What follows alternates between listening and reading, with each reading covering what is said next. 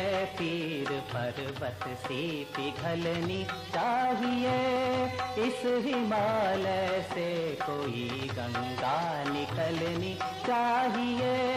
हो गई है पीर पर्वत सी पिघलनी चाहिए, इस हिमालय से कोई गंगा निकलनी चाहिए।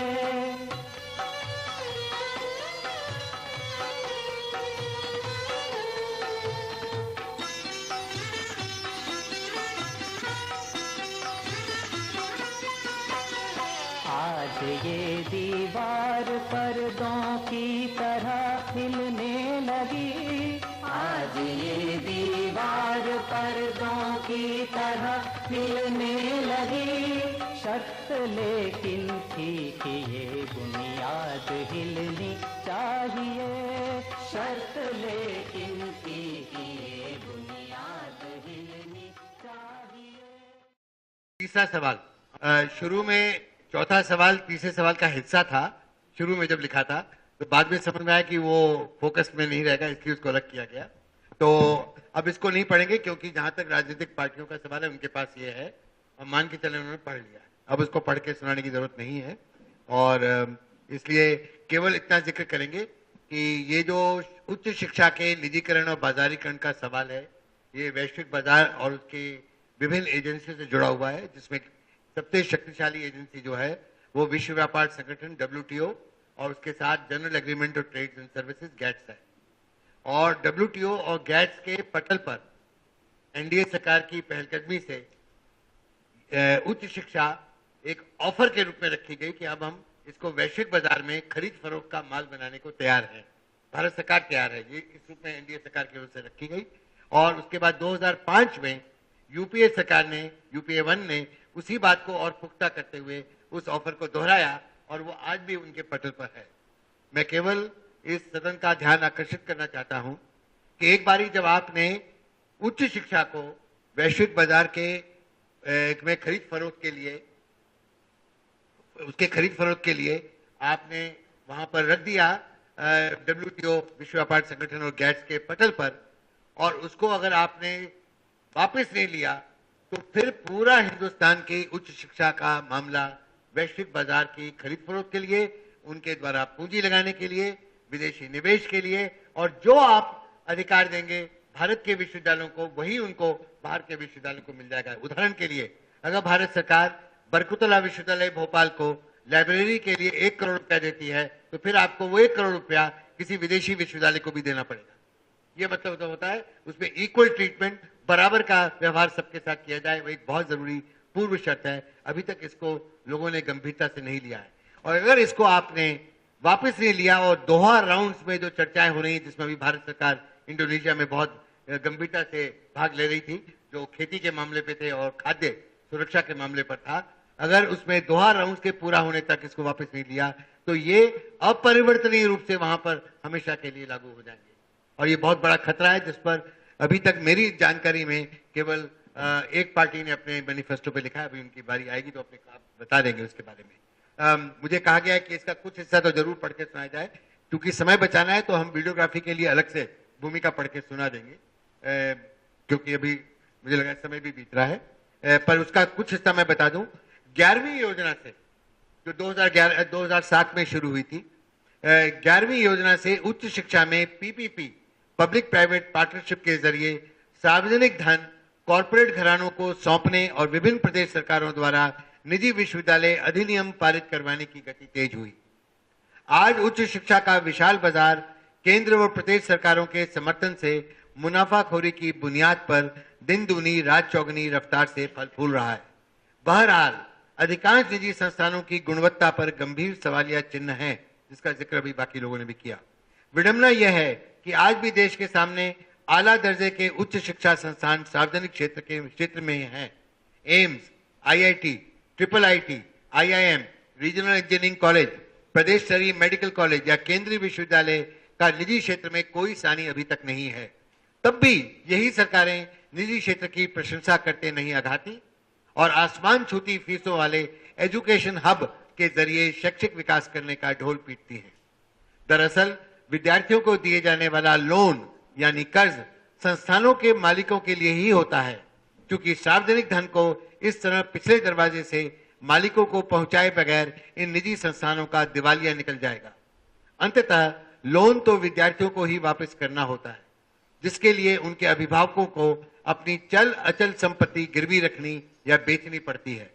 वैश्वीकरण की नीतियों के कारण लगातार रोजगार घटने के चलते, और ये बात अब तो देश के सभी नेता मानने लगे हैं और प्रधानमंत्री डॉक्टर मनमोहन सिंह ने भी कहा कि वैश्वीकरण के 20 सालों के नीतियों का तजुर्बा यह है कि रोजगार बढ़े नहीं लेकिन घटे। रोजगार घटने के चलते जब विद्यार्थी लोन वापस नहीं कर पाते तो उनके सामने जीवन भर हताशा या आत्महत्या के अलावा कोई और विकल्प नहीं बचता। विगत 10 सालों से कई प्रदेश सरकारें अपने कॉलेजों व विश्वविद्यालयों में साल दर साल विभिन्न पदों में बजट कम करती जा रही हैं। नियमित फैकल्टी के पद सीमित किए जा रहे हैं और अधिकांश पदों पर उनकी जगह तदर्थ शिक्षकों व तथाकथित अतिथि विद्वानों ने ले ली है। ये संस्थान मजबूरन स्व वित्त पोषित कोर्स या सेल्फ फाइनेंसिंग कोर्सेज खोलकर बजटी घाटा पूरा कर रहे हैं, जिसके मायने हैं कि विश्वविद्यालयों में ज्ञान का चरित्र, ये बहुत जरूरी बात है कि विश्वविद्यालयों में ज्ञान का चरित्र बढ़ते क्रम में सामाजिक या विषय की जरूरत से नहीं वरन वैश्विक बाजार की जरूरत से तय किया जा रहा है। इसका मैं अंग्रेजी अनुवाद कर देता हूं।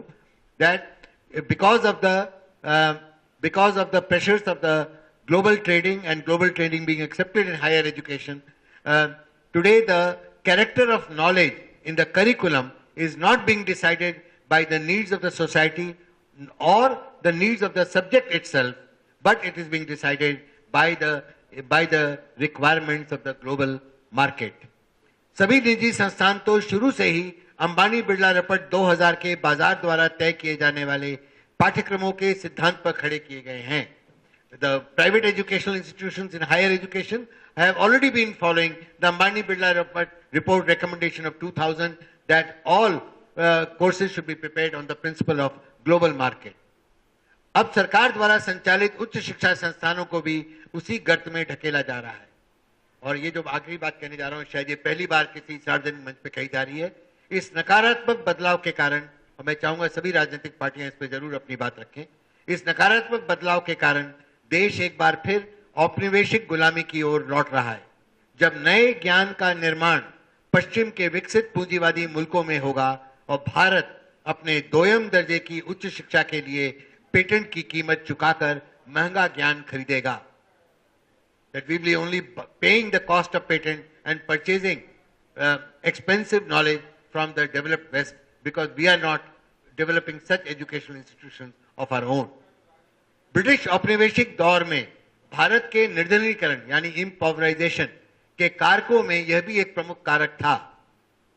यानी भारत पे बढ़ते क्रम में साम्राज्यवादी पूंजी की पकड़ मजबूत होती जाएगी और देश की संप्रभुता कमजोर होती जाएगी। If you follow this global market principle determining the nature of knowledge in Indian higher education, then the imperialist capital will be further advancing its hold on Indian economy and our sovereignty will be in great danger. सवाल, question.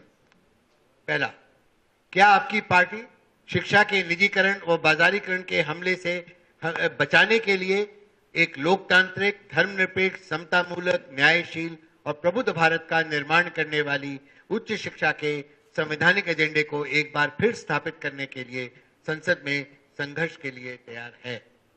In order to prepare a democratic, secular, egalitarian, just and enlightened society in India, would you be now prepared to again begin your struggle in the parliament in order to stop the privatization and commercialization of higher education? यदि हाँ, तो क्या इसका कोई सबूत आपकी party के घोषणा पत्र में है? आपसे हम निवेदन करेंगे, बहुत कुछ हम कर चुके हैं स्कूली शिक्षा के निजीकरण और बाजारीकरण के मामले में, इसमें अगर आप ये बता सकें आपके पार्टी के घोषणा पत्र में ये कहां लिखा है कि आप उच्च शिक्षा के निजीकरण और बाजारीकरण को रुकवाएंगे तो बहुत खुशी होगी और इसके लिए आपको हम पहले से ही अग्रिम धन्यवाद दे देंगे। आपकी पार्टी का इस नीति परिवर्तन का एजेंडा क्या है, कैसे रोकेंगे? दूसरा सवाल, यदि आपकी पार्टी शिक्षा को वैश्विक बाजार के हवाले नहीं करना चाहती तो क्या पार्टी के घोषणा पत्र में केंद्र सरकार द्वारा उच्च शिक्षा की विश्व व्यापार संगठन और गैट्स को दी गई ऑफर को दोहा राउंड्स के पूरा होने के पहले वापस लेने या उसके लिए जनचेतना जगाने व सरकार पर संसद में दबाव बनाने का संकल्प शामिल किया गया है. Have you taken any resolution in your manifesto that you will be now working to reverse or to withdraw, to make the Indian state withdraw the offer given to the WTO and GATS before the Doha rounds are completed? तीसरा, यदि आपकी party उच्च शिक्षा के निजीकरण और बाजारीकरण के पक्ष में है, if you support commercialization and privatization of higher education, तो क्या आप लोकतांत्रिक, धर्मनिरपेक्ष, समतामूलक, न्यायशील और प्रबुद्ध भारत का निर्माण करने वाली उच्च शिक्षा के संवैधानिक एजेंडे को स्थापित करने की पार्टी की आपकी वैकल्पिक नीति क्या होगी? व्हाट इज ऑल्टरनेटिव पॉलिसी अगर आप प्राइवेटाइजेशन और कमर्शलाइजेशन के पक्ष में हैं? और आखिरी सवाल इसमें तीसरे में, यदि आपकी पार्टी WTO गैट्स, विश्व व्यापार संगठन गैट्स के तहत उच्च शिक्षा को वैश्विक बाजार के हवाले करने के पक्ष में है, तो भारत की संप्रभुता यानी सॉवरेनिटी को बचाने व मजबूत करने हेतु पार्टी की नीति क्या होगी? और मैं निवेदन करूंगा कि अब CPIM के कॉमरेड संध्या शैली एक संक्षिप्त जवाब दें. वो बड़ा मुश्किल होगा, वो बिल्कुल अलग सा सवाल है, बड़ा मुश्किल इसको जोड़ लेना. मैं पहले भी मैंने संक्षिप्त जवाब दिए थे, अभी भी संक्षिप्त जवाब दूंगी. धन्यवाद. बात बिल्कुल सही है कि अगर हमको इस देश की शिक्षा को बचाना है तो इसको एक तो निजी हाथों से जाने से बचाना होगा, और दूसरा जो FDI है और जो विदेशी पूंजी इसमें आ रही है उसके हाथों में भी जाने से बचाना होगा. और इसके बारे में हमारा घोषणा पत्र जो है वो साफ तौर से कहता है कि हम उच्च शिक्षा में प्रत्यक्ष विदेशी निवेश की अनुमति के खिलाफ हैं. विदेशी शिक्षण संस्थान के कानून 2010, उच्च शिक्षा व शोध कानून 2011 तथा शोध एवं खोज के लिए विश्वविद्यालय कानून 2012 जैसे कानूनों को खत्म करने के पक्ष में है. हमारा ये कहना है कि शिक्षा ये अधिकार है, और अगर हम इस देश के किसी बच्चे को शिक्षित नहीं कर पाते हैं तो ये हमारी कमी नहीं है, ये हमारा अपराध है. इस देश का हर बच्चा शिक्षित होने के लिए उसका अधिकार है, चाहे वो गरीब का बच्चा हो या किसी साहूकार का बच्चा हो. और इसलिए सरकारी स्कूलों की जो क्वालिटी है, सरकारी स्कूलों की जो क्वालिटी मेंटेन करना है उसकी जिम्मेदारी है सरकार की, और सरकारी शिक्षा व्यवस्था को जो है हमको ठीक करना होगा. इसके अलावा ये जो दोहा घोषणा पत्र के बारे में आपने कहा, इसके बारे में भी हमारी पार्टी ने बिल्कुल साफ कहा है कि हम लोग इसके खिलाफ हैं, और हम ये मांग करते हैं कि मौजूदा मुक्त क्षेत्र व्यापार समझौते की समीक्षा की जाए, बौद्धिक संपदा अधिकार और इन तमाम सारे जो वार्ताएं हुई हैं उन पे भी समीक्षा की जाए, और गेट्स के दायरे से स्वास्थ्य, शिक्षा, जल संसाधन और तमाम वित्तीय सेवाओं को भी बाहर रखा जाए. इसीलिए हम ये जो आपने लोन की बात की थी वो इसीलिए होता है क्योंकि ये जो लोन, जो आपने बिल्कुल सही कहा था कि लोन अंततः जो है वो प्राइवेट संस्थाओं को पहुंच जाता है. ट्रिप्स समझौते की समीक्षा के लिए भी दबाव बनाया जाए, ये भी हमारा कहना है. इसके अलावा एक बात मैं और कहना चाहती हूँ कि ये जो आपने पूछा कि लोकतांत्रिक, धर्मनिरपेक्ष, समतामूलक और प्रबुद्ध भारत का निर्माण करने वाली जो उच्च शिक्षा का संवैधानिक एजेंडे को स्थापित करने के लिए संघर्ष करने के लिए तैयार है. हमारी पार्टी संसद के अंदर और संसद के बाहर दोनों जगह पे संघर्ष करती है इस तरह के समाज के निर्माण के लिए. और इसके लिए हम ये कहना चाहते हैं कि जिस तरीके से विश्वविद्यालयों में जो जनतांत्रिक प्रणाली उसको खत्म कर दिया गया है, चुनाव खत्म कर दिए गए हैं, और इसके लिए हम ये मांग कर रहे हैं कि सभी शिक्षण संस्थाओं में छात्रों, शिक्षकों और गैर शिक्षण कर्मचारियों के लोकतांत्रिक अधिकारों को सुनिश्चित किया जाए, और उच्च शिक्षा के सभी संस्थानों में छात्र संघ के चुनाव को अनिवार्य किया जाए, ये भी हम बात कर रहे हैं. इसके अलावा हम ये कहना चाह रहे हैं कि ये जो विदेशी शिक्षा, ये जो विदेशी पूंजी आ रही है उसके पीछे हो सकता है आपको याद हो कि दिल्ली में एक बड़ा आंदोलन चला था कि दिल्ली में जो विदेशी शिक्षा जो संस्थान आ रहे हैं उन्होंने 4 वर्षीय स्नातक प्रणाली कोशिश की थी शुरू करने की.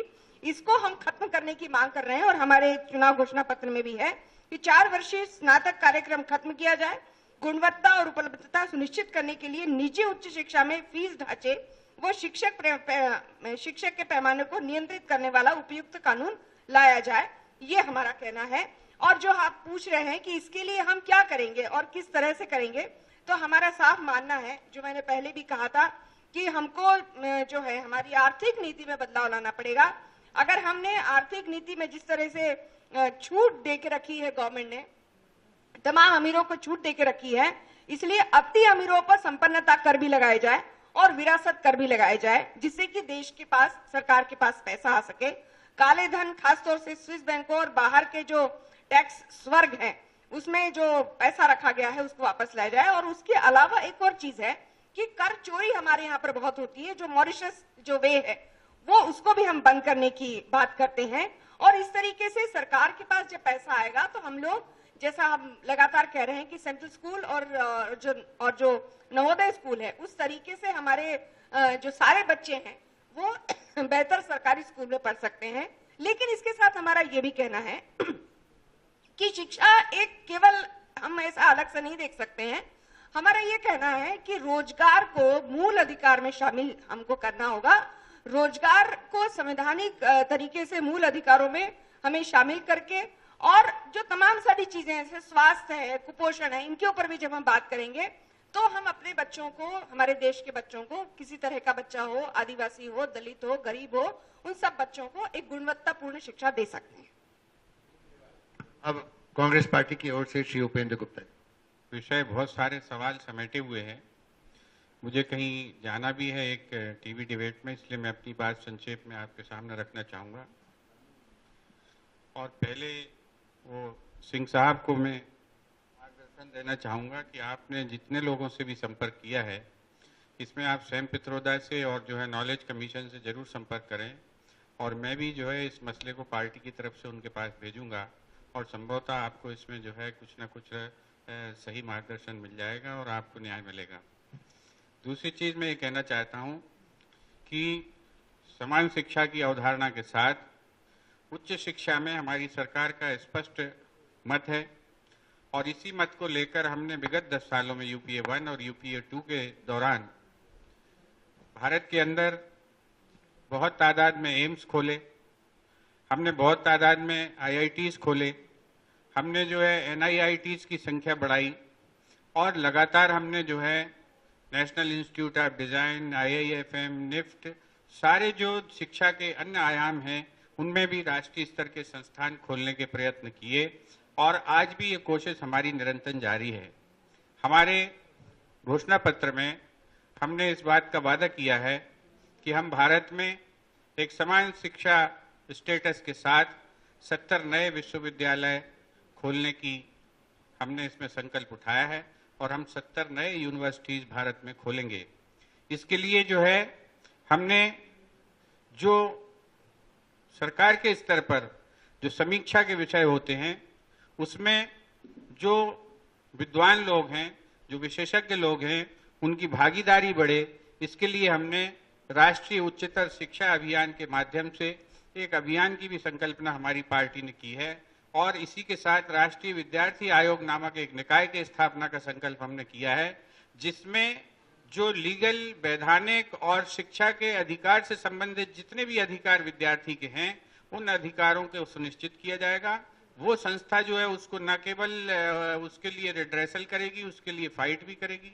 वही संस्था जो है अगर उनके कहीं नुकसान हो रहे हैं, अहित हो रहे हैं, कोई संस्थानों में उनके हितों की रक्षा नहीं हो रही है, तो उसी आयोग के माध्यम से उसकी जो है भरपाई भी होगी।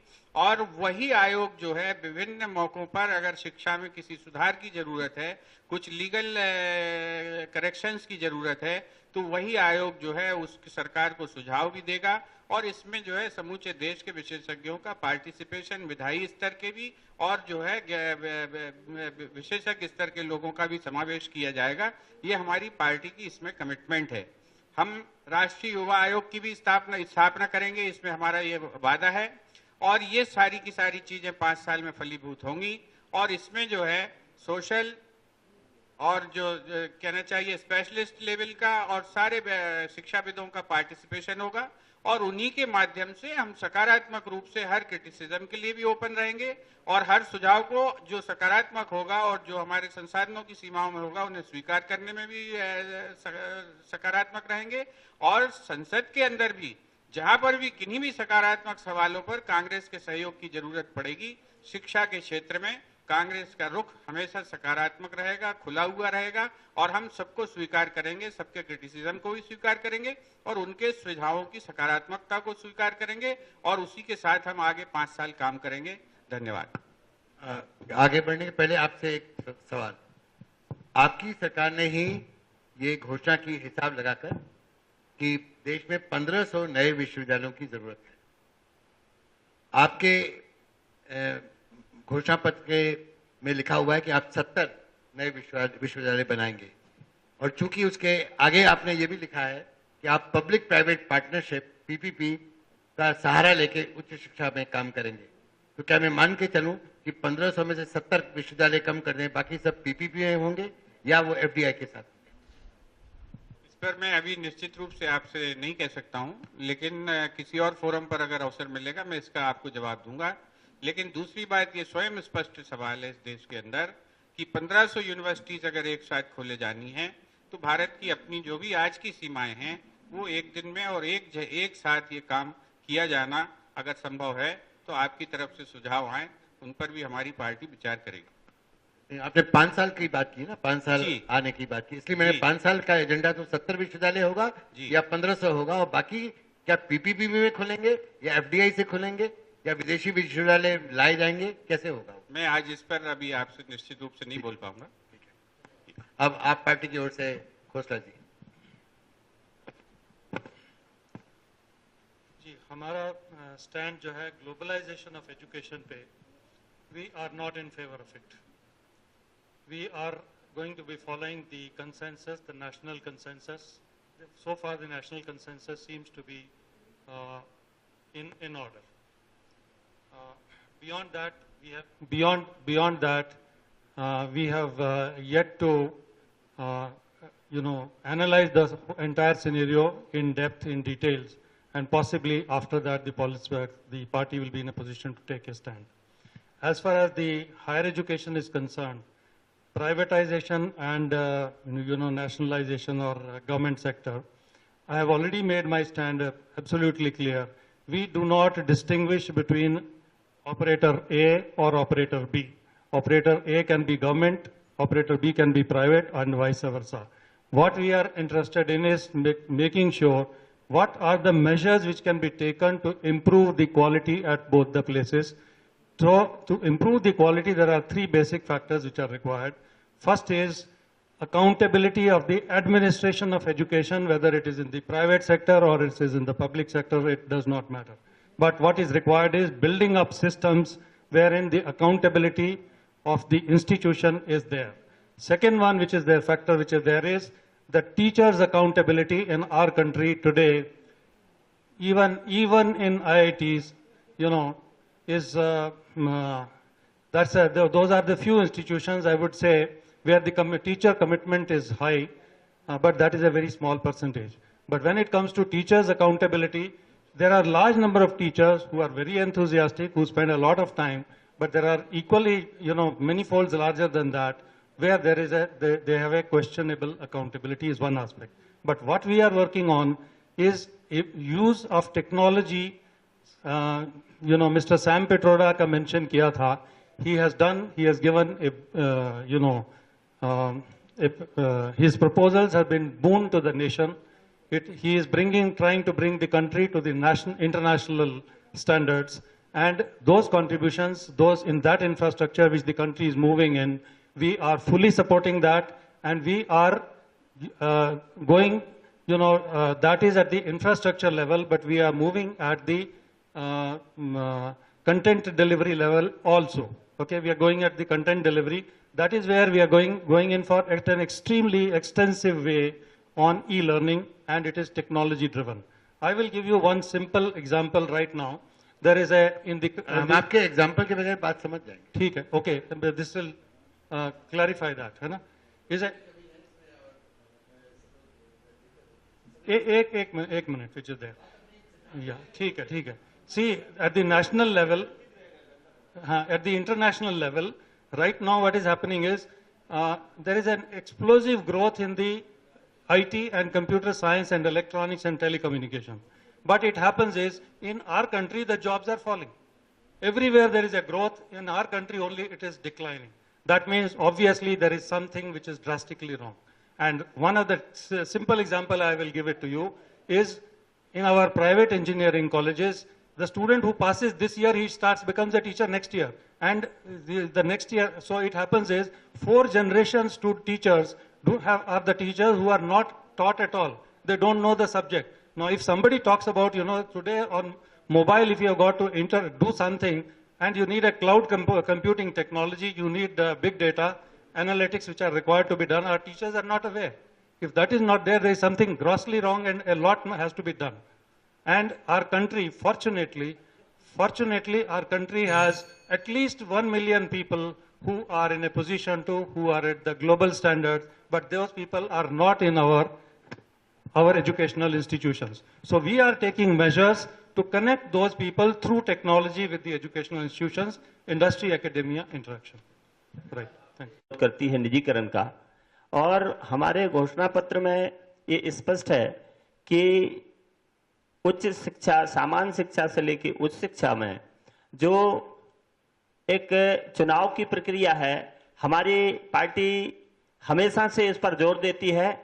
और हमारी पार्टी का मानना है कि अगर हम केंद्र सरकार में जाते हैं तो जो संवैधानिक स्कूलों में चुनाव होना चाहिए, वो वहीं से जब शिक्षा का सीधा सरलीकरण हो जाएगा, क्योंकि फिर उनको किसी के साथ संघर्ष और किसी के साथ समझौता या किसी पार्टी से मांगना नहीं पड़ेगा, क्योंकि जो निजीकरण है और बाजारीकरण है, क्योंकि जब उस संस्था से जाएंगे और जाने के बाद तब उस गहराई से समझ पाएंगे। इसलिए हमारी पार्टी हमेशा से इसके पक्षधर रही है कि स्कूलों में चुनाव होना चाहिए।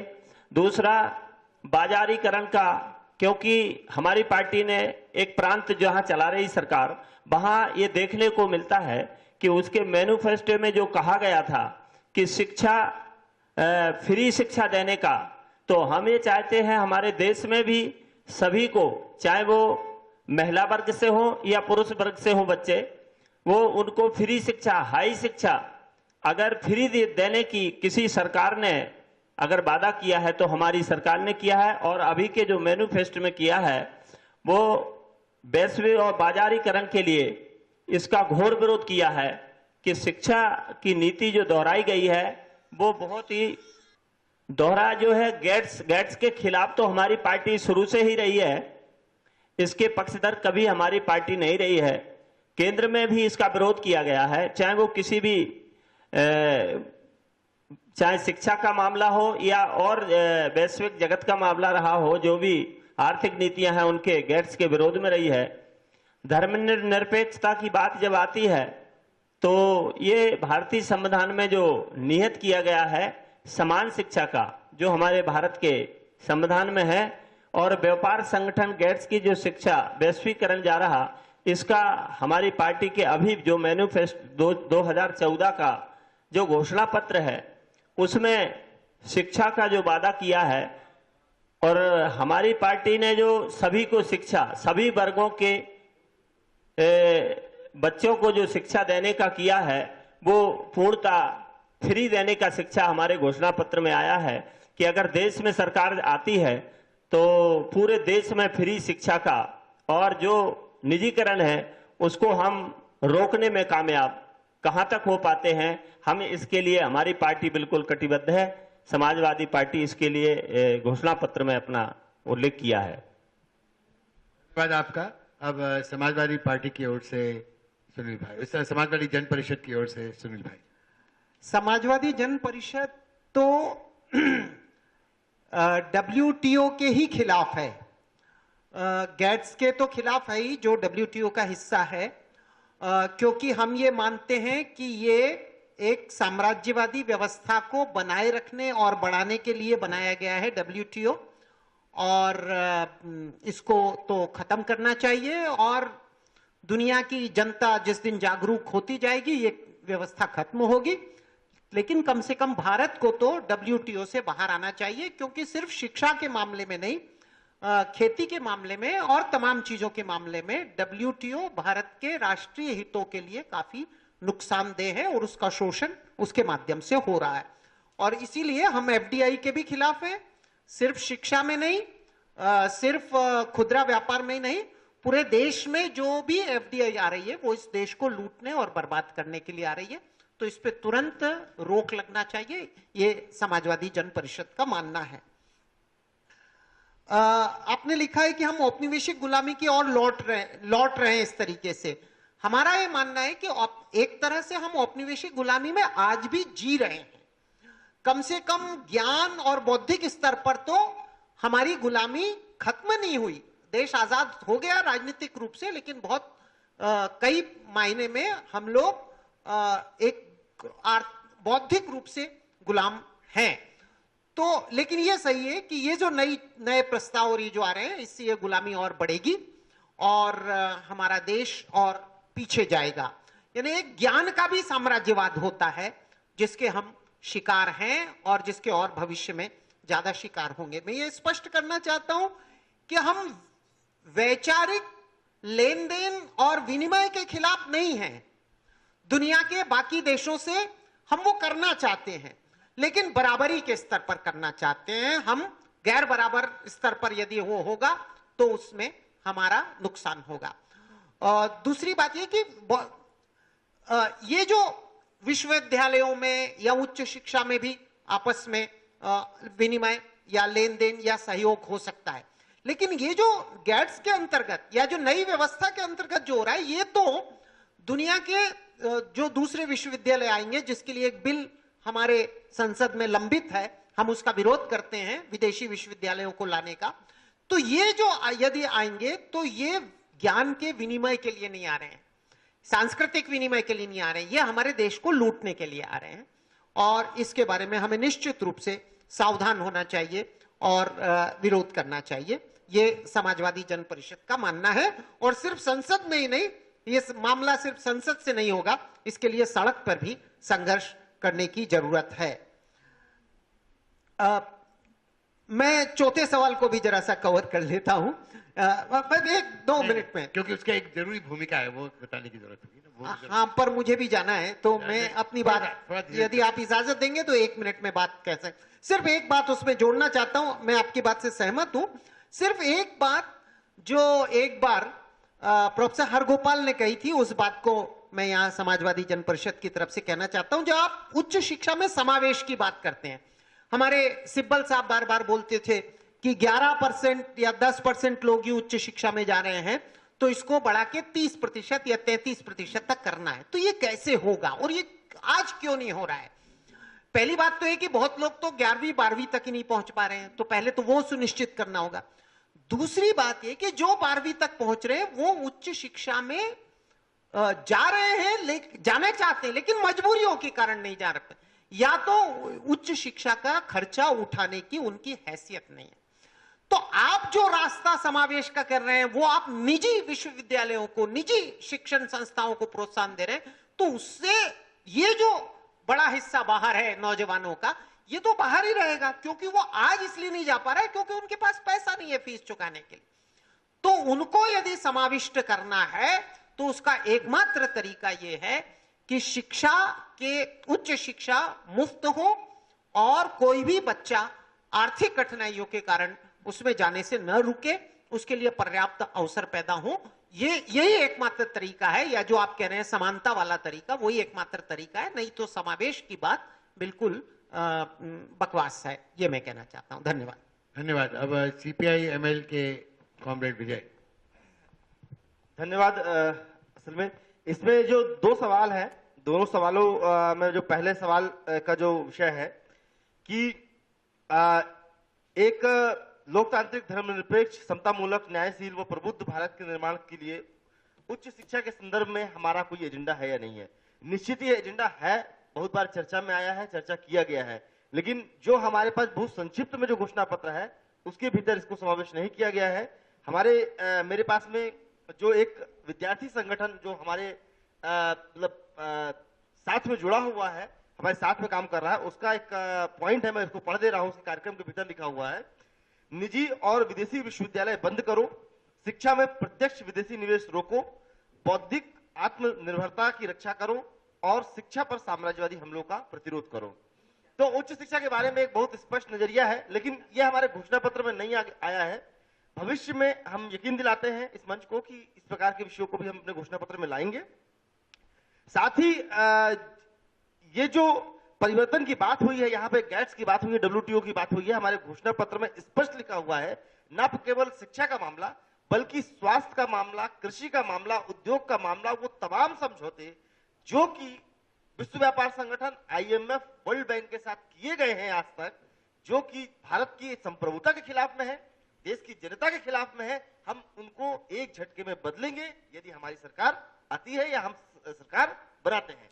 साथ ही ये बहुत स्पष्ट है कि ये जो पूरी शिक्षा की लड़ाई है, इसको जब इस विश्लेषण को हम सभी जानेंगे तो ये पूरा एक अंतरराष्ट्रीय चक्र है जो एक बड़े राजनीतिक सामाजिक परिवर्तन से जुड़ा हुआ प्रश्न है, एक मूलभूत मौलिक ढांचे में परिवर्तन से जुड़ा हुआ विषय है, जिसके लिए पार्टी प्रतिबद्ध है और उस दिशा में पार्टी लगातार काम कर रही है और पार्टी का घोषणा पत्र भी उसी मूलभूत परिवर्तन की ओर रेखांकित कर रहा है। धन्यवाद। धन्यवाद आपका। अब CPI की तरफ से कॉमरेड रूप से। मैं समझता हूं कि जो वर्तमान में अभी जो हमारी चर्चाएं चल रही हैं, पार्टी शुरू से इस लाइन की सख्त विरोधी और स्पष्ट मत है। हम WTO में भी हमारा यही मानना था कि जो आपने ट्रेड खोले हैं उसका नुकसान उठाना पड़ेगा, सामने दिख रहा है। ये सारा एक दूसरे से लिंक है और इस लिंक में पार्टी का बहुत, ये जो साथी ने कहा मैं समझता हूं कि उसमें होगा, लेकिन मैं आपको बहुत साफ बता दूं कि ये वो मुद्दे हैं जिन पर हमारी बुनियादी लड़ाई पैदा होने से लेकर आज तक चल रही। पार्टी कभी ना इस वक्त पक्ष में गई। कॉमरेड सैली जी ने बहुत कुछ बात साफ कर दी है और मैं ये कहना चाहता हूं कि वर्ल्ड ट्रेड के मामले में हो या जो अभी आप बात कर रहे थे वो हो, हम हर हालत में विरोध करेंगे। संसद में हमारी जो ताकत होगी उसका मुकाबला हम करेंगे।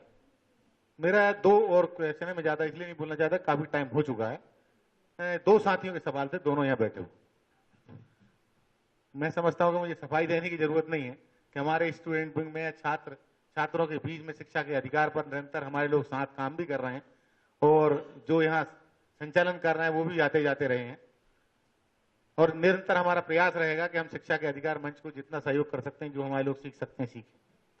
हमारा अपना ढांचा है एजुकेशन का, जो हम अपने सिस्टम में चलाते हैं, उसमें भी हमारा ये प्रयास है कि ये जो निजीकरण की व्यवस्था है एजुकेशन के मामले, उससे हम किसी कीमत पर सहमत नहीं है और हम निरंतर इसके खिलाफ संघर्ष कर देंगे। इन साथी ने एक सवाल खड़ा किया था कि शहर और गांव के स्कूल, ये कैसे इसको समावेश किया जाए। मैं आपको एक बात बता दूं, अब ये सब्जेक्ट से हट रहा हूं। सत्ता चलाने वालों की अगर मंशा साफ है तो इस देश में कोई चीज असंभव नहीं है, लेकिन हम करना ही नहीं चाहते तो फिर होगा वही। हमारी आंख में सत्ता में बैठने के बाद अगर ये दिखे कि हमें इस जगह ज्यादा अच्छा स्कूल खोलना है, उस जगह कमजोर स्कूल खोलना है, तो बराबरी का दर्जा तो खत्म हो जाता वहां। उसके लिए तो संघर्ष होनी है और उसके लिए हम लड़ रहे हैं। जहां तक शिक्षा के सवाल पे एक साथी ने और सवाल खड़ा किया था, कुछ क्षेत्र ऐसे हैं जिनका उदाहरण इन्होंने भी दिया। मैं मनसा की जो बात कर रहा था कि मैं, अगर आप देखेंगे तो जहां सरकार ने ये ठान लिया कि दंगा नहीं होना तो नहीं हुआ, जहां डील दे दोगे। एजुकेशन के मामले में जिन लोगों ने ठानी, जिस सहकारिता की मैं बात कर रहा था जो पिटा, कुछ क्षेत्रों में बड़ा, केरल 100% एजुकेटेड है, लेकिन मैं समझता हूं उस टाइम मुनाफाखोरी नहीं थी, किसी निजी के हाथ में नहीं था। एक साथी ने यह भी सवाल किया कि आज भी जो प्राइवेट स्कूल खुल रहे हैं वो किसी की जागीर नहीं है, सहकारिता में चल रहे हैं, लेकिन जो संशोधन किए हैं उनका परिणाम क्या है? अरबों रुपए की संपत्तियां उसमें लग रही हैं और कमाए जा रहे हैं। तो मैं इसका पक्षधर नहीं हूं और मेरी पार्टी बहुत साफ है कि इसमें निरंतर संघर्ष करेगी और हम किसी भी स्थिति में किसी भी प्रकार की FDI से लेके जो प्राइवेट सेक्टर में आने को तैयार बैठी है, हम उसका पक्ष नहीं लेंगे, उसका विरोध करेंगे। धन्यवाद कॉमरेड रूप सिंह। अब SCCI के प्रोफेसर रामावतार। हमारी पार्टी का स्पष्ट मत है कि शिक्षा प्राथमिक हो या उच्च, प्राथमिक स्तर से उच्च स्तर तक किसी भी स्तर पर निजीकरण, बाजारीकरण नहीं होना चाहिए। इसलिए हमारी पार्टी उच्च शिक्षा को भी जनतांत्रिक तरीके से, उच्च शिक्षा की जो ऑटोनॉमी है, जो एक जमाने में हुआ करती थी कि उच्च शिक्षा का भी पूरा खर्च सरकार उठाती थी, उठाए और बाकी उसकी नीतियां शिक्षाविद, शिक्षा प्रेमी, आम जनसम्मान तय करे। तो यूनिवर्सिटी की ऑटोनॉमी ऑफ हायर एजुकेशन को आज जो ब्यूरोक्रेटाइज किया जा रहा है, उसको धीरे धीरे तोड़ा जा रहा है, उसको मेंटेन किया जाए। और गेट से बाहर आने का सवाल, WTO से बाहर आने का सवाल है ही, क्योंकि आज जो इम्प्लिस्ट, जिस तरह से इम्प्लिस्ट globalisation of education, finance capital का चल रहा है, इसकी खिलाफत होना चाहिए। हमारी party socialisation of knowledge, globalisation of knowledge in genuine sense, इसके it is not opposing, it is a social process, it should continue, ये चलना चाहिए, but on the basis of finance capital and super profit it must be stopped. इससे बाहर आना चाहिए। इसलिए हमारी पार्टी, इसके साथ साथ हमारी अभी डैश से एक प्रस्ताव आया कि जनतांत्रिक शिक्षा और धर्मनिरपेक्ष शिक्षा, उसमें उच्च शिक्षा में एक तीसरी और चीज जोड़ी जानी चाहिए, वैज्ञानिक शिक्षा। विज्ञान को भी आज वैज्ञानिक ढंग से नहीं पढ़ाया जा रहा है, विज्ञान को भी अवैज्ञानिक ढंग से पढ़ाया जा रहा है। इसलिए scientific, democratic education, secular education as well as scientific education should be ensured in our higher education, और as well as political social rights, जो आज पॉलिटिकल सोशल अवेयरनेस एक जमाने में आजादी के बाद कुछ समय तक चली, और आजादी के दौरान जिस तरह से नेताजी सुभाष चंद्र बोस ने भी कहा था कि हमारे देश का भावी नेतृत्व विश्वविद्यालय और महाविद्यालयों से पैदा होगा, आज जिस तरह से पॉलिटिकल सोशल अवेयरनेस को कर्टेल्ड किया जा रहा है, फासिस्ट अटैक किए जा रहे हैं, ब्यूरोक्रेटाइज किया जा रहा है, इसके अगेंस्ट भी हमारी पार्टी संघर्ष कर रही है। पार्लियामेंट के भीतर भी संघर्ष करेगी, पार्लियामेंट के संघर्ष को सड़कों पर लाएगी और सड़कों के आंदोलन को पार्लियामेंट में ले जाएगी। यही हमारा पक्ष है। Thank you. बहुत धन्यवाद आपका, अपने पार्टी की बात कहते हुए। न्यायशील और लोकतांत्रिक भारत का निर्माण करने के लिए क्या आपकी पार्टी चाहती है, उसमें मेरा एक पॉइंट रह गया था कि हमें पाठ्यक्रम भी वैसे बदलने होंगे। तो वो जो हमारे मैनिफेस्टो में भी है कि शिक्षा के हर एक स्तर पर भारतीय सामाजिक सांस्कृतिक विविधता को मान्यता प्रदान करने वाला प्रगतिशील एवं जनवादी पाठ्यक्रम व पठन क्रम सामग्री भी तैयार की जाए, इसकी भी हम मांग करते हैं। बहुत अच्छा किया कॉमरेड, आपने विविधताओं की बात भी कर दी। जिस समान स्कूल व्यवस्था की हम लोग बात कर रहे हैं, उसका बुनियादी सिद्धांत है कि समान स्कूल व्यवस्था वो है जो देश की सभी विषमताओं को, यानी गैर बराबरियों, भेदभाव को बाहर करे और सभी विविधताओं को शामिल करे। हमने छोटा सा सिद्धांत रखा है, common school system is one which excludes all disparities and includes all diversity। ये विषमताओं को बाहर करने वाली, विविधताओं को शामिल करने वाली व्यवस्था है, जिसको हम समान स्कूल व्यवस्था बोलते हैं। इसका मतलब यूनिफॉर्म या एक रूपी स्कूल व्यवस्था कतई नहीं है। और अगर कोई पूछे कि समान स्कूल व्यवस्था में सबसे बड़ी समानता क्या है, तो हम कहेंगे विविधता है। विविधता सबसे बड़ा साझापन है समान स्कूल व्यवस्था। तो साथियों, हम आखिरी सवाल पे, बहुत वो छोटा सवाल है, उसकी भूमिका भी छोटी है और आप सबने धीरज दिखाया। और मैंने कांग्रेस पार्टी के श्री उपेंद्र गुप्ता जी जब जा रहे थे, उनसे कहा अगर आप कुछ कहना चाहते हैं उस सवाल पे 1 मिनट में कह के जाइए। उन्होंने कहा नहीं, जो मैंने कहा वही मेरा उत्तर उसके लिए भी है, कि मैं यहाँ पे रिकॉर्ड कर रहा हूँ। और समाजवादी जन परिषद के साथी सुनील भाई अपनी बात कह गए उस पर जो उनको कहनी थी। चौथा सवाल है, मैं आपसे निवेदन करूंगा जरा आंकड़े दिखा दीजिए। जो लिखा है इसमें उसके बहुत सरल ढंग से आंकड़े पेश है। मैं कक्षा में जो बच्चे दाखिला लेते हैं, वो लिखा भी है उसमें, जो दाखिला लेते हैं उनमें से 12वीं कक्षा पार करने वालों का अनुपात या प्रतिशत कितना है। तो सभी वर्गों, सभी जातियों को इकट्ठा जब जोड़ा जाता है तो 100 बच्चों में से जो पहली क्लास में दाखिला लेते हैं, केवल 15 से 17% बच्चे 12वीं पार करते हैं।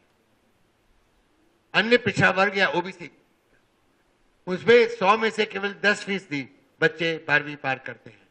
मुस्लिम बच्चों में से केवल 9% बच्चे 12वीं पार करते हैं। दलितों में से 8% और आदिवासियों में से महज 6% 12वीं पार करते हैं। और 12वीं पार जब नहीं करते हैं तो अगला दिखाइए, नेक्स्ट, तो वो किन किन चीजों से वंचित हो जाते हैं? वो केवल उच्च शिक्षा से ही वंचित नहीं होते, जिसके लिए 12वीं कक्षा पार करना एकदम आवश्यक है। वो सामाजिक न्याय के पूरे आरक्षण के एजेंडा से भी हमेशा के लिए वंचित रहते हैं। यानी 90% से ज्यादा पिछड़ी जातियों के बच्चे और युवा आरक्षण के फायदे से अभी तक वंचित रहे हैं और आगे भी मिलने की कोई संभावना नहीं है जब तक एक पुख्ता स्कूल व्यवस्था जो समान स्कूल व्यवस्था की होगी वो उनको 12वीं के पार नहीं ले जाती। नहीं तो आप 60 साल का जो अनुभव है उसको देखिए ध्यान से कि 60 साल से ये व्यवस्था जो बहुपट्टी व्यवस्था है 12वीं के पार नहीं ले जा सकी है बच्चों को, और वो सामाजिक न्याय के एजेंडा से यानी अनुच्छेद 16 संविधान का जो है उससे वंचित है और उच्च शिक्षा से वंचित है। इसके कारण वो उच्च शिक्षा से, तकनीकी शिक्षा से, प्रोफेशनल शिक्षा से, तीनों प्रकार की शिक्षा से वंचित है। वोकेशनल में पॉलिटेक्निक से, पैरामेडिकल से और कंप्यूटर शिक्षा से वंचित है। और कंप्यूटर की जितनी बात आप करते रहिए 90% से ज्यादा बच्चे पिछड़ी जातियों के कंप्यूटर की शिक्षा नहीं पा सकते क्योंकि 12वीं पार नहीं कर रहे। और कैरियर बनाने के लिए वो वैज्ञानिक नहीं बन सकते, वो समाज विज्ञानी नहीं बन सकते, वो डॉक्टर नहीं बन सकते, इंजीनियर नहीं बन सकते, आईटी में नहीं जा सकते, शिक्षक नहीं बन सकते, उसके लिए भी 12वीं पार करना जरूरी है। वकील नहीं बन सकते, अकाउंटेंट नहीं बन सकते, आईएएस नहीं बन सकते, आईपीएस नहीं बन सकते, आईआरएस रेवेन्यू सर्विस में नहीं जा सकते और फॉरेन सर्विस में नहीं जा सकते, फॉरेस्ट सर्विस में नहीं जा सकते। इतना बड़ा वंचितीकरण शिक्षा के जरिए 80% जनता का हो चुका है और इसको बदलने का इसलिए मैं आपके सामने ला रहा हूं। इससे ध्यान हटाने के लिए 11वीं योजना से समावेशन का सिद्धांत सामने रखा गया, इंक्लूजन का, कि 90% या 92% को हम बाहर करेंगे और फिर बचे हुए 10 या 8% के लिए हम बताएंगे किसी को वजीफा दिया जाएगा, किसी को लोन पकड़ाया जाएगा, किसी को साइकिल दी जाएगी, किसी को लैपटॉप दिया जाएगा। बल 92% को वंचित करने के बाद यह है समावेशन का एजेंडा। और इस एजेंडे के कारण समानता का एजेंडा जो संविधान का एजेंडा है, बाबा साहब अम्बेडकर ने जिसको संविधान में डाला इतने आग्रह के बाद, वो पूरा एजेंडा बाहर हो गया है। समानता की जगह समावेशन का एजेंडा आ चुका है। ये बड़ी गंभीर बात है और हमारा मानना है कि सरकार जो कि तय कर चुकी है कि अब 90 से 92% पिछड़ी जातियों के बच्चों को 12वीं के पार नहीं ले जाना, वो अपनी बेचैनी छिपाने के लिए समावेशन की बात कर रही है। इस हालत में देश को पहुंचा दिया गया है और इसलिए प्रश्न है, क्या आपकी पार्टी को पिछड़ी जातियों के मुट्ठी भर युवाओं के लिए समानता, और वो भी 10 या 8% में से सबको नहीं मिलता, उनमें से मुट्ठी भर को मिलता है। किसी को वजीफा मिलता है, किसी को नहीं मिलता, किसी को लोन मिलता है, किसी को नहीं मिलता, किसी को लैपटॉप मिलता है, किसी को नहीं मिलता। और लैपटॉप मिलने से कोई आईटी स्पेशलिस्ट नहीं बनने वाला, ये भी हम जानते हैं, जब तक उसको शिक्षा नहीं मिलेगी सही ढंग की।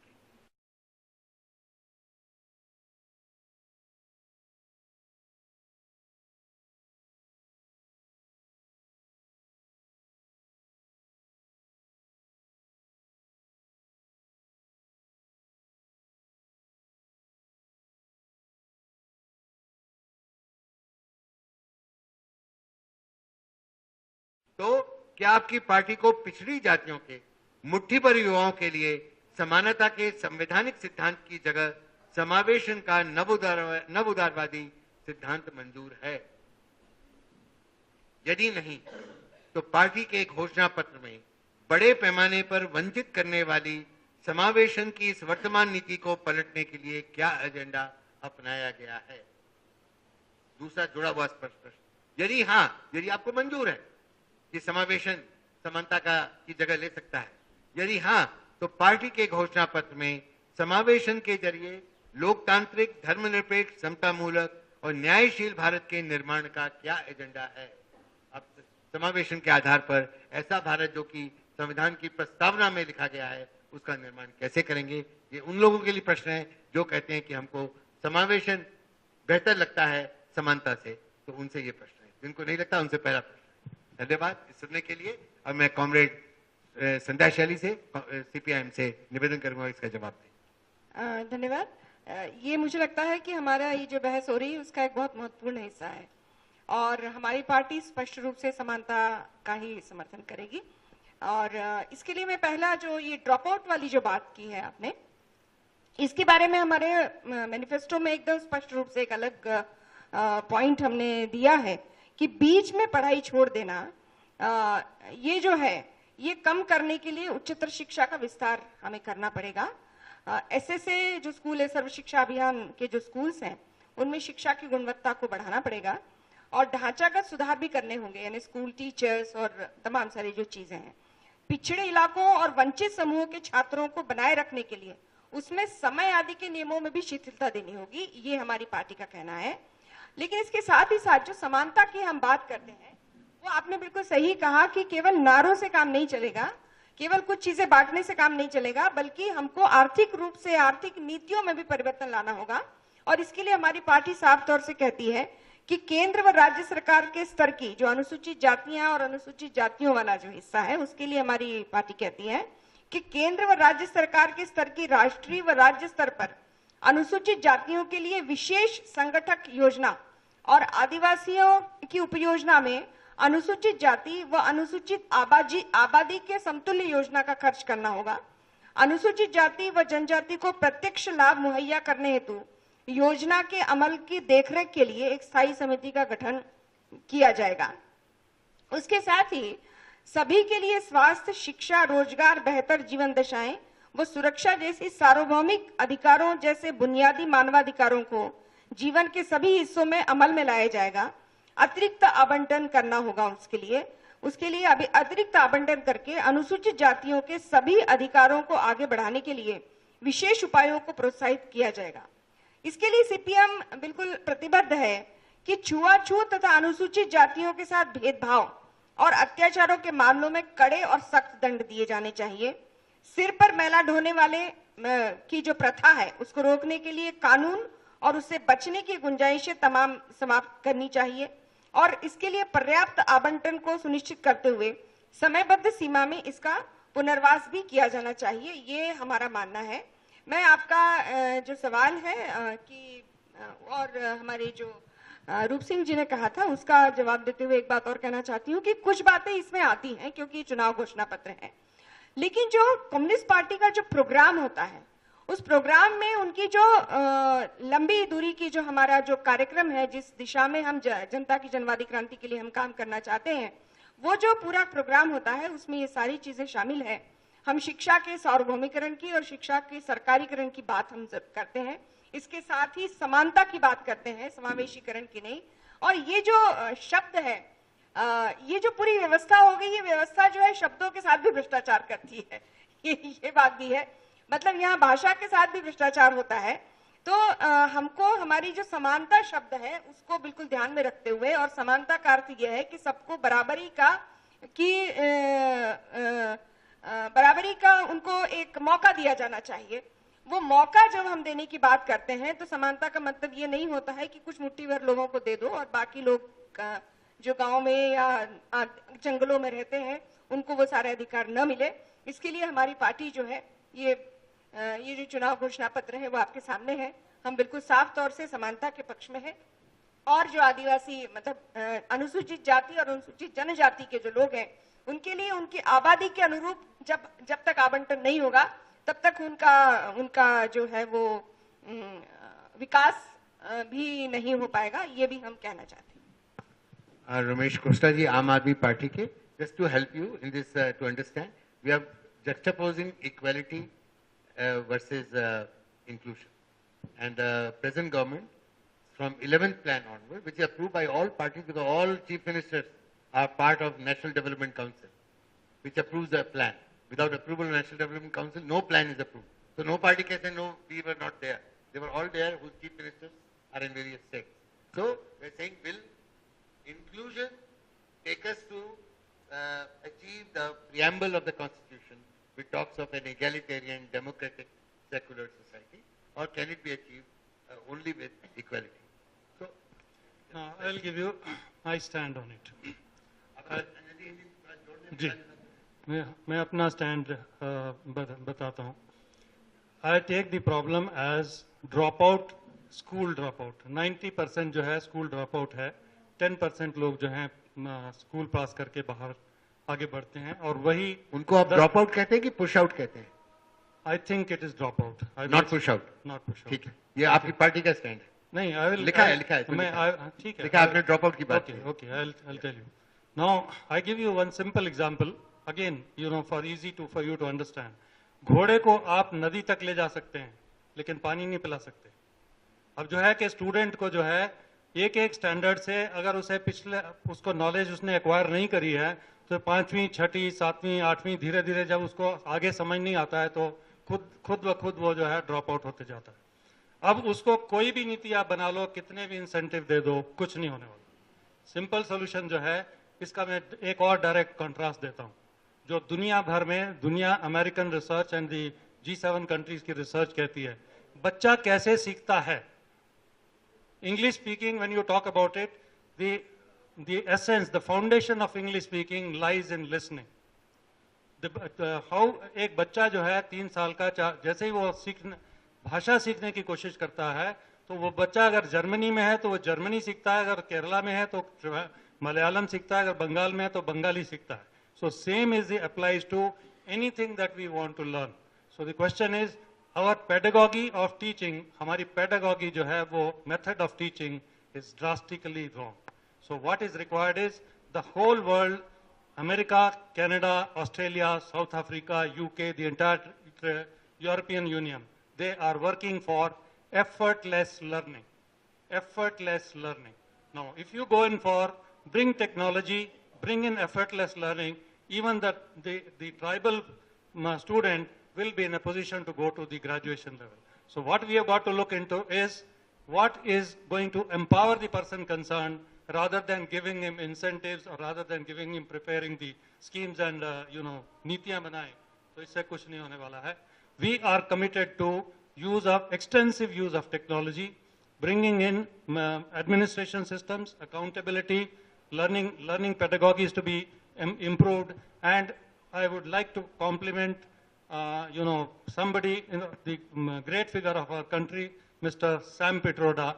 He has done a great contribution to this country, and using that contribution, even though he's from a different party, supporting that, we would, as intellectuals, we would like to give him the credit, and we would say that that is the only solution to take India out of poverty. धन्यवाद।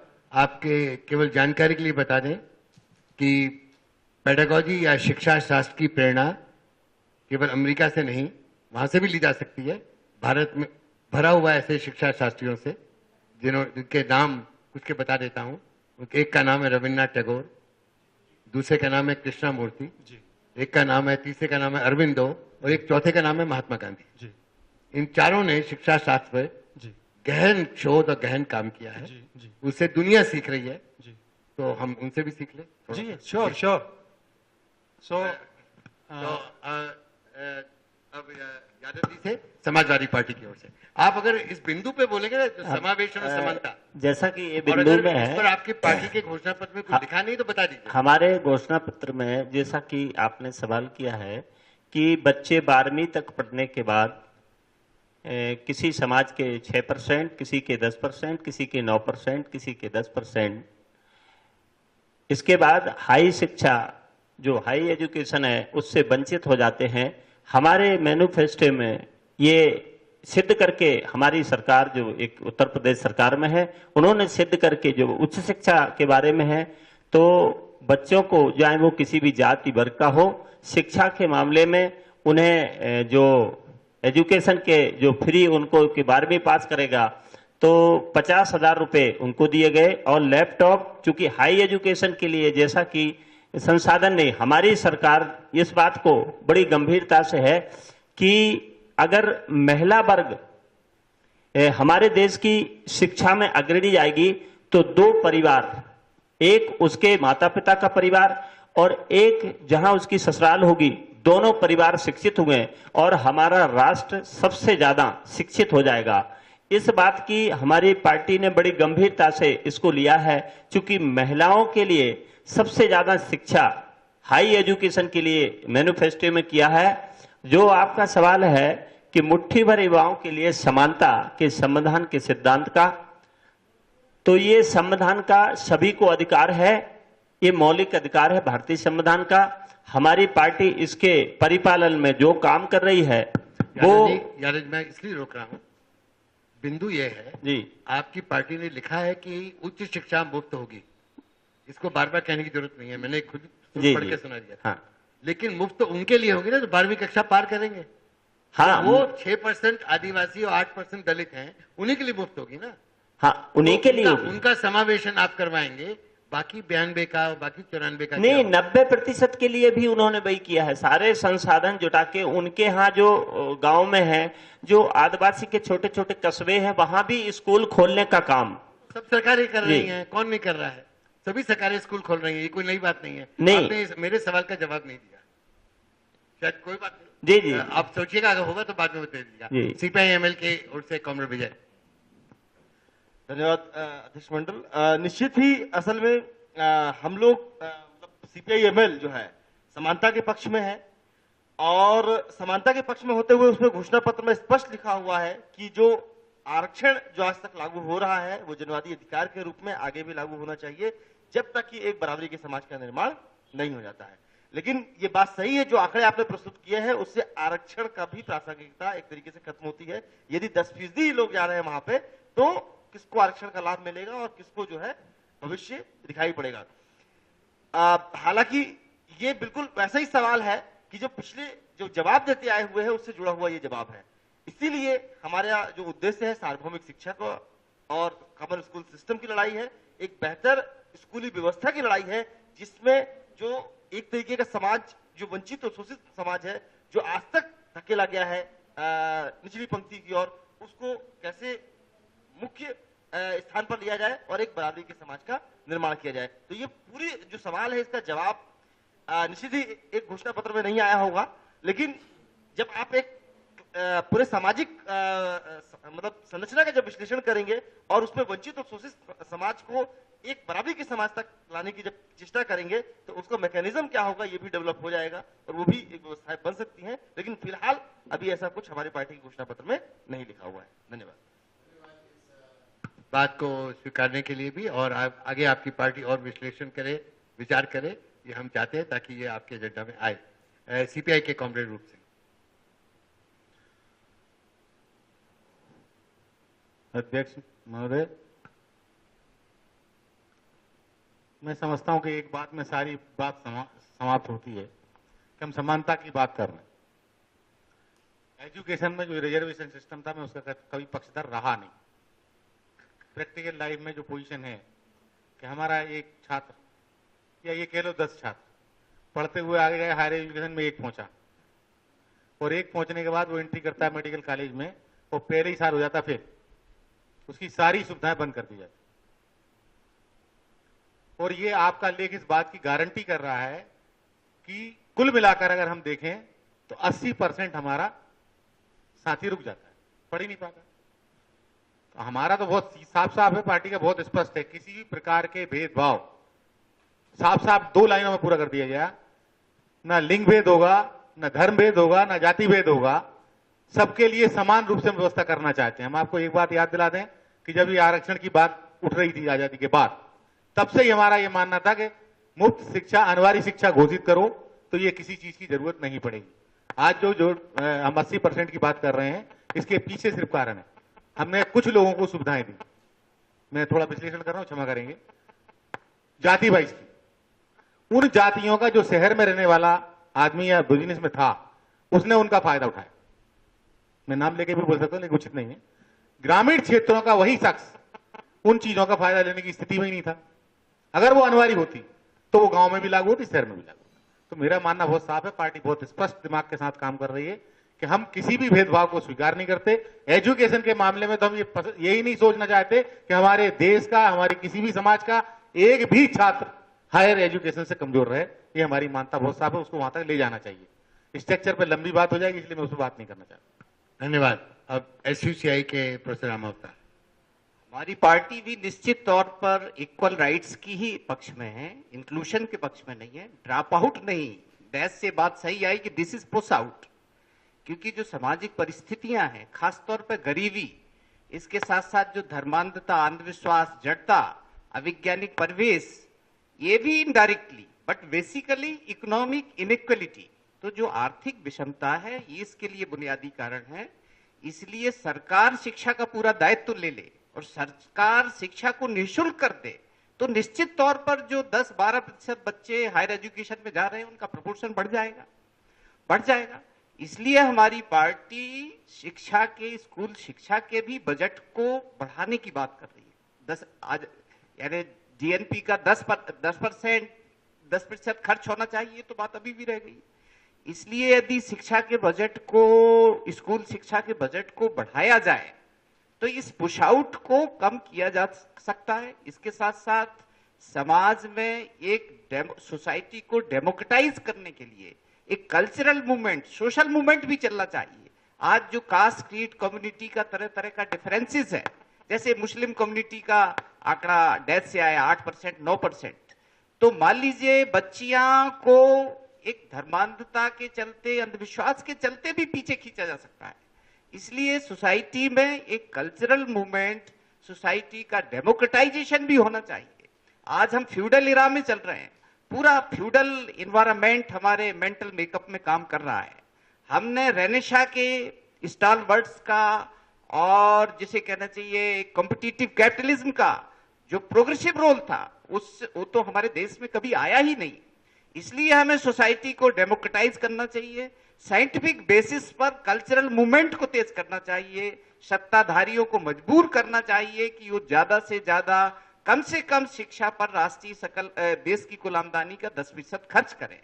यदि देश की आमदनी का शिक्षा पर खर्च बढ़ेगा तो निश्चित तौर पर ये पुश आउट है धीरे कम होगा। और आरक्षण का जो पॉइंट है, इसको भी जो आज वोट बैंक के रूप में उपयोग किया जाता है, वोट को पोलराइज करने के लिए, divide and rule as Britishers doing, our present rulers are doing this divide and rule should be stopped, क्योंकि इसमें so many cream layer, as आपने बोला क्रीम लेयर जो आ गई है, वो क्रीम लेयर गरीब गांव के बच्चों का हक खा रही है और दे आर डिप्राइव्ड। इसलिए आज हमारी पार्टी कल्चरल मूवमेंट पे, सोशलिस्ट मूवमेंट पे, डेमोक्रेटाइजेशन सोसाइटी पे जोर दे रही है और शिक्षा के बजट को बढ़ाने का संघर्ष कर रही है। शिक्षा का व्यापार, निजी क्षेत्र बंद हो, यही हमारी पार्टी की लाइन है। धन्यवाद। बहुत धन्यवाद आपका। साथियों, अब हम इस चर्चा के अंतिम छोर पर पहुंच गए हैं और हम दोनों अध्यक्षों की संक्षिप्त टिप्पणी भी सुनेंगे। उसके पहले मैं संचालन समिति की ओर से सभी राजनीतिक पार्टियों के प्रतिनिधियों का शुक्रिया अदा करता हूं। आपने इस व्यस्त चुनावी माहौल में समय निकाला इस चर्चा के लिए, और जैसा मैंने शुरू में कहा था, मेरी जानकारी में, और जानकारी गलत होगी तो मुझे और ज्यादा खुशी होगी, मेरी जानकारी में ये इतने सारे सन 1952 में जब पहला चुनाव हुआ था उसके बाद से लेके अभी तक 16वीं लोकसभा बनने जा रही है, ये पहली बार है कि राजनीतिक पार्टियों के विभिन्न प्रतिनिधियों ने एक मंच पर बैठकर ऐसी सार्वजनिक बहस शिक्षा के मुद्दे पर फोकस करके की है। आर्थिक नीति के ऊपर होती रही है, अभी आर्थिक नीति के ऊपर दिल्ली में अभी एक पूरी हुई है, कल एक बड़ी बैठक हुई थी सभी राजनीतिक पार्टियों की, पर शिक्षा पर नहीं होती है। तो ये बहुत ही खुशी का समय है, एक ऐतिहासिक समय है जिसको हम दर्ज कर रहे हैं।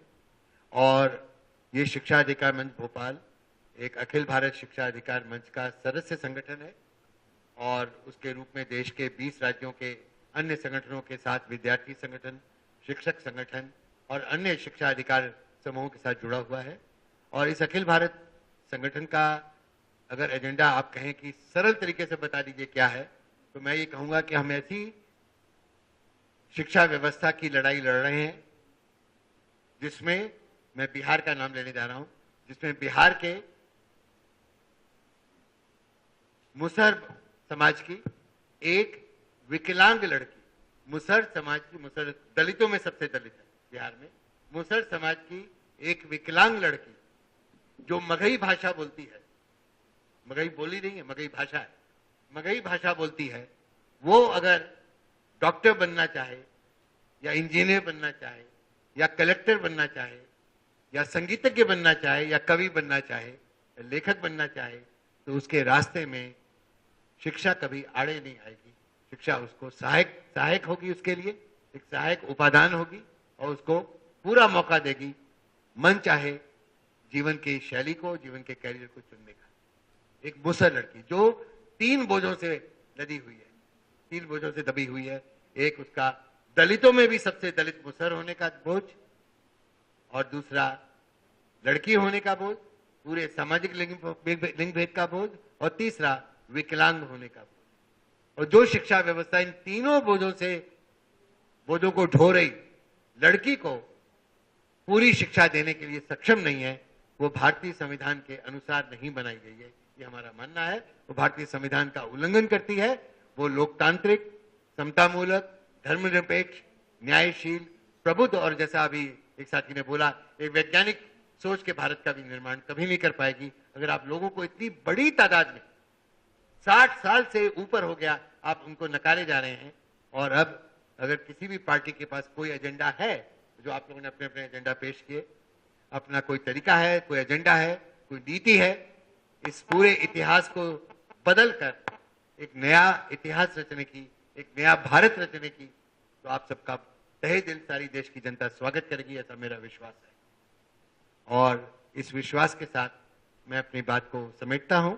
और अब मैं सबसे पहले हमारे सबसे बुजुर्ग और अनुभवी अध्यक्ष दल के सदस्य गोविंद सिंह आसीवाल जी, जो मध्य प्रदेश के सबसे अनुभवी ट्रेड यूनियन नेता रहे हैं और आज उनका सब दलों की ओर से बराबर का सम्मान उनको मिलता है, और सिटी ट्रेड यूनियन काउंसिल के वो प्रणेता हैं, उनसे मैं निवेदन करता हूं कि अपनी संक्षिप्ति हमारे सामने रखें।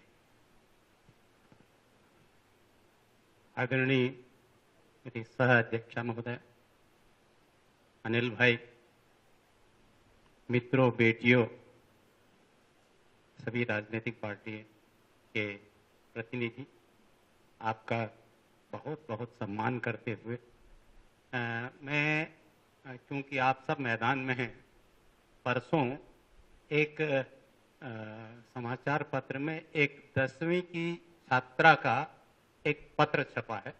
उसका जो मेन वो है, मैं आपको पढ़ के सुनाता हूं उसको। वो कहती है, सोचती हूं कि जो हमारे नेता कोर्स में गीता और कुरान और नैतिक शिक्षा की बात करते हैं, वह खुद कितनी गंदी भाषा का प्रयोग करते हैं। ये आज के चुनाव के संबंध में उस लड़की का, 10वीं की छात्रा का ये दुख है, ये कष्ट है, ये सबको इसको सोचना चाहिए। आखिर हम इतनी विद्वता के बाद भी इतनी गंदी भाषा क्यों बोल रहे हैं, जो उसको बच्चे जिसको डाइजेस्ट नहीं।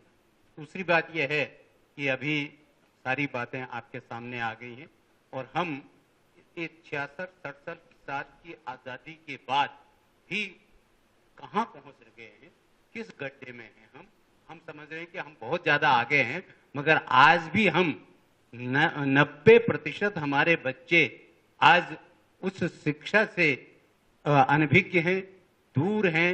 उसके ये कितना बड़ा भारी आज बड़ा, हमसे बाद में क्यूबा वालों ने अपना वो अधिकार लिया, उन्होंने आज वहां एक भी ऐसा विद्यार्थी नहीं है कि जो इस तरीके से हमारे के तरीके से वो जो दूर हो, अनभिज्ञ हो। तो ये समाजवादी शिक्षा और पूंजीवादी शिक्षा, इन दोनों में ये कितना बड़ा भारी फर्क है। मैं ज्यादा बात नहीं कर करके केवल 2-4 लाइन आपको अपनी एक कविता की सुना देता हूं, शायद वो ठीक रहेगा मेरे साथ।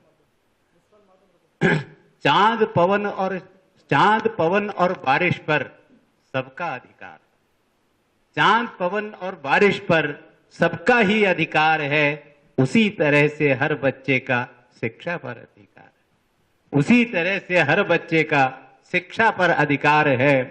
बाजारों की इस दुनिया में सरस्वती को बेच दिया, बाजारों की इस दुनिया में सरस्वती को बेच दिया। ऊपर ऊपर चमक दमक है, भीतर विकृत रूप किया, ऊपर ऊपर चमक दमक है, भीतर विकृत रूप किया। संविधान में वर्णित ये कोरा ही अधिकार है, संविधान में वर्णित ये कोरा ही अधिकार है। एक और छंद पढ़ूंगा। कारपोरेटेड विश्व बैंक ने ये षड्यंत्र रचाया है, कारपोरेट और विश्व बैंक ने ये षड्यंत्र रचाया है, निजीकरण की शिक्षा पर गहरी काली छाया है। निजीकरण की शिक्षा पर गहरी काली छाया है। समतावादी शिक्षा पर सबका अधिकार है। समतावादी शिक्षा पर सबका ही अधिकार है। कई विधायक शिक्षाओं की जगमग करती देश को, ज्ञान विज्ञान की गहमा गहमी समृद्ध करती देश को, संकल्प हमारा पूरी शिक्षा सबका ही अधिकार है। पूरी समतावादी शिक्षा का सबको ही अधिकार है। मैं आपको फिर से बहुत बहुत बहुत धन्यवाद देता हूं। धन्यवाद अनिल भाई। मैं आप सब राजनीतिक दलों के प्रतिनिधियों को धन्यवाद भी देती हूं और स्वागत भी करती हूं। और जो हमारे थोड़े से साथी हैं, मैं गद्य में अपनी बात कहूंगी। जो हमारे साथ आज जो हमने आपस में चर्चा की या सवाल जवाब जो हुए, उसमें जो 4 बातें थी, उसमें 2, एक में स्कूली शिक्षा में बाजारीकरण या निजीकरण, और फिर जो उच्च शिक्षा में जो काफी खतरनाक था कि जब हम अपने दरवाजे विदेशी विश्वविद्यालयों के लिए खोल रहे थे कि आइए, और जब वहां पे कुछ समस्या आई तो हमने कहा कि यूजीसी को अधिकार दे देंगे, मतलब पिछले दरवाजे से भी हम स्वागत करने को तैयार थे।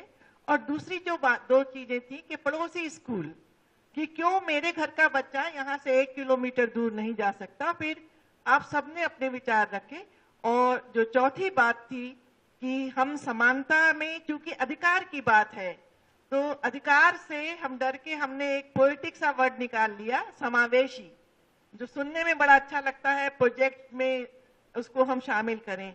तो ये इस पर जब आपने विचार किए तो उसमें एक एजुकेशन, मैं समझती हूँ कि जो शिक्षा अधिकार मंच के हमारे साथी काम कर रहे हैं, उनका भी ये एजुकेशन हुई कि अब इसके बाद अलग अलग राजनीतिक दलों से जब उनका इंटरफेस होगा या आपस जब होगा, तो हमें पता होगा कि आपके क्या सोच है, तो आप उस सोच में क्या परिवर्तन ला सकते हैं, या हमें किस तरह से उस सोच में, मैं जिसको सीधे से कहती हूँ, सेंधमारी करनी है।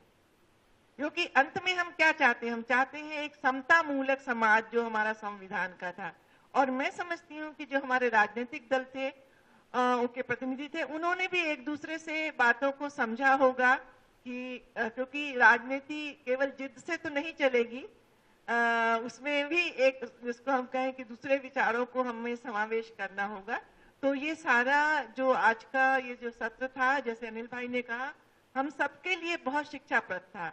और शिक्षा एक कितना चुनौतीपूर्ण एक क्षेत्र है, जिसमें कितना काम करने की जरूरत है, और शिक्षा अधिकार मंच के साथी लगे हुए हैं। तो मैं उनको बधाई देती हूँ और आप सब लोगों को धन्यवाद देती हूँ।